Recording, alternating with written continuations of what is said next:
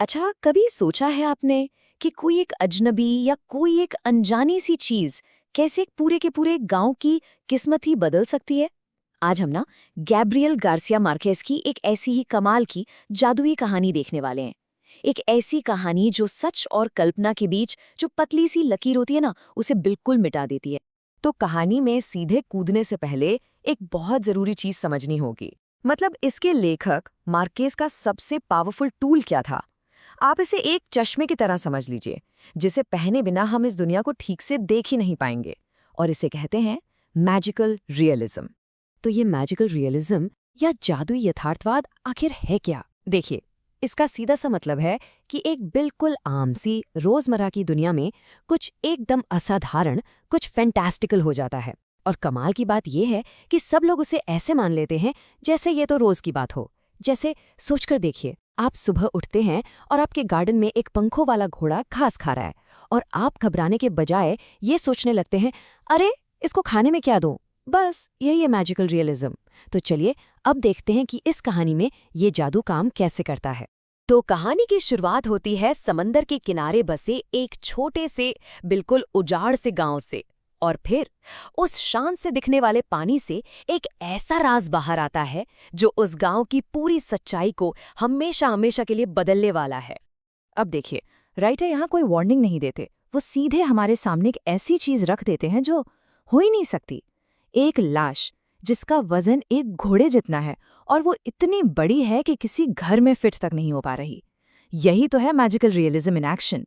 कोई भी इस पर सवाल नहीं उठाता, कोई चौंकता नहीं है, वो इसे बस एक सच्चाई की तरह मान लेते हैं। एक नया, थोड़ा अजीब पर सच। और जरा सोचिए, इस विशाल, एक तरह से अद्भुत लाश के सामने उस गांव की असलियत क्या है। मुश्किल से 20 लकड़ी के मामूली से घर, बरामदे हैं पर फूल नहीं हैं, जमीन पूरी बंजर। मतलब एक तरफ है प्रकृति का ये चमत्कार, और दूसरी तरफ इंसानी जिंदगी की ये बेरंगी, ये खालीपन। यही जो कॉन्ट्रास्ट है ना, यही इस कहानी की आत्मा है। देखिए, एक बेजान लाश आखिर होती तो सिर्फ एक लाश ही है, लेकिन जब उस लाश को एक कहानी मिल जाती है तो वो कुछ भी बन सकती है। तो चलिए अब देखते हैं कि कैसे गांव की औरतें इस अनजान से जिस्म में एक पहचान, एक पूरा इतिहास और यहाँ तक कि एक सपना फूंक देती हैं। गांव की जो औरतें हैं, वो उस लाश में वो सब कुछ देखने लगती हैं जो उनकी अपनी जिंदगी में है ही नहीं। उनके अपने सपने, उनकी अधूरी ख्वाहिशें, वो सब कुछ उस पे प्रोजेक्ट करने लगती हैं। वो सोचने लगती हैं, कल्पना करती हैं कि अगर काश ये आदमी जिंदा होता तो वो उनके इस बेरंग से गांव में कितनी शान, कितनी खुशियां लेकर आता। और फिर आता है वो टर्निंग पॉइंट, वो पल जो सब कुछ बदल के रख देता है। गांव की सबसे बुजुर्ग औरत उसे एक नाम देती है, एस्तेबान। और सुनिए, ये सिर्फ एक नाम नहीं है, ये एक पहचान है। जैसे ही उसे ये नाम मिलता है, वो अनजान लाश उनका एस्तेबान बन जाता है। अब वो सिर्फ एक बॉडी नहीं, बल्कि एक इंसान है जिसका एक इतिहास है। उसे एक शानदार, एक मिथिकल फिगर बनाने के बाद औरतें उसे और ज्यादा इंसान बनाती हैं। कैसे? वो उसके दुख के बारे में सोचती हैं कि इतना विशाल शरीर होने की भी तो अपनी तकलीफें होंगी। और इसी हमदर्दी के जरिए, इसी कंपैशन से वो उनके बीच का, उन्हीं में से एक बन जाता है। अब वो कोई दूर का हीरो नहीं है, बल्कि उनका अपना प्यारा एस्तेबान है। लेकिन रुकिए, ये कहानी अभी तक सिर्फ औरतों की है ना? गांव के जो मर्द हैं, वो तो इस सब को औरतों की फालतू बातें समझ रहे हैं। तो सवाल ये है कि क्या वो इस जादू को मानेंगे, या फिर वो इस पूरे मिथ को तोड़ देंगे?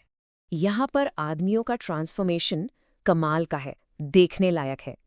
शुरू शुरू में तो वो इस लाश को एक मुसीबत से ज्यादा कुछ नहीं समझ रहे, लेकिन जिस पल एक औरत एस्तेबान के चेहरे से कपड़ा हटाती है, बस सब कुछ जैसे थम सा जाता है। उनकी सांसें रुक जाती हैं, क्योंकि अब वो एक लाश को नहीं बल्कि एस्तेबान को देख रहे थे।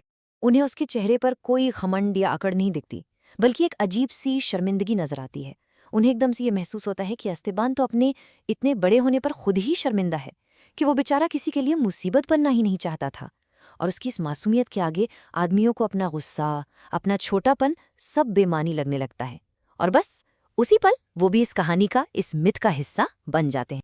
तो अब पूरा गांव एक हो चुका है, मर्द औरतें सब एक ही कहानी पर यकीन कर रहे हैं। तो अब अगला कदम क्या होगा? देखिए, एक मिथ सिर्फ एक कहानी तब तक रहता है जब तक लोग उसे हकीकत में बदलने का फैसला ना कर लें। और यहाँ उन्होंने फैसला कर लिया है। एस्तेबान की याद अब उनके लिए एक इंस्पिरेशन बन जाती है, और ये सिर्फ भावनाओं की बात नहीं रह जाती, ये अब एक्शन में बदल जाती है। वो फैसला करते हैं कि अपने गांव को एस्तेबान के लायक बनाएंगे। घर अब ज्यादा चौड़े दरवाजों वाले होंगे, छतें ऊंची होंगी, दीवारों पर खुशियों के रंग होंगे, और उस बंजर जमीन पर अब फूल खिलेंगे। वो लोग अपनी सच्चाई को अपने ही हाथों से फिर से लिख रहे हैं। सच कहूं तो एस्तेबान उनके लिए एक आईने की तरह था।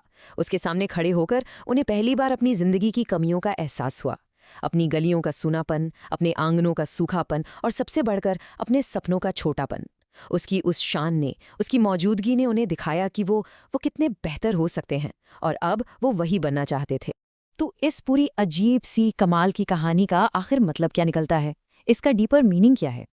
इस कहानी का जो सबसे गहरा मैसेज है ना, वो इसकी खूबसूरत आयरनी में छपा है।